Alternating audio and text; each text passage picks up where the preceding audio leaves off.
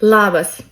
Na kągi, mūsų pirmasis kursas eina jau į pabaigą, praktiškai 3 mėnesiai, kaip jūs mokotės ir sužinojote tikrai labai daug informacijos ir kaip filmuoti, ir kaip montuoti, susikūrėt savo YouTube kanalą ir aš labai džiaugiuosi, kad dauguma iš jūsų jau tikrai sukėlėt nemažai video, sudėjote ir jau turite ir peržiūras, ir turite sekėjų.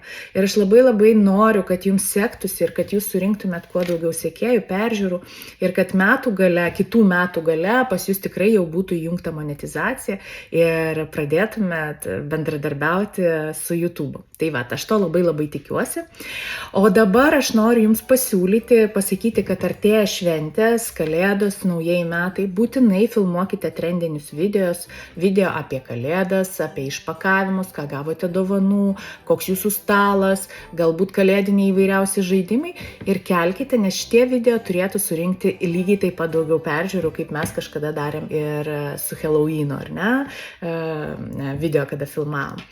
Ir dar noriu pasakyti, kad antras kursas pas mus prasidės vasario 1 dieną, tai bus tik tai dirbtuvės ir tik su mokytoju, jau savarankiškai nieko nebus, čia galės įjungtis tie, kas nori toliau grinai filmuot, montuot ir dėti, nes mes su jumis kursime trendinius video, aš sakysiu, kokia tema dabar eina, ką galima daryti, duosim pavyzdžius ir jūs grinai kursite tuos video.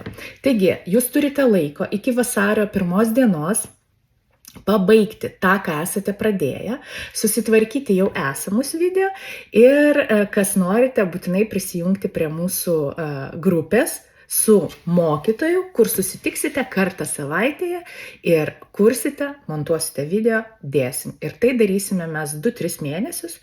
Ir kas čia žino, gal jau po jų tikrai bus kažkas jau iš jūsų, vienas iš jūsų ar keli iš jūsų tikrai iššaus. Na kągi, gerų švenčių visiems ir susimatysime su jumis kitais metais. Ate!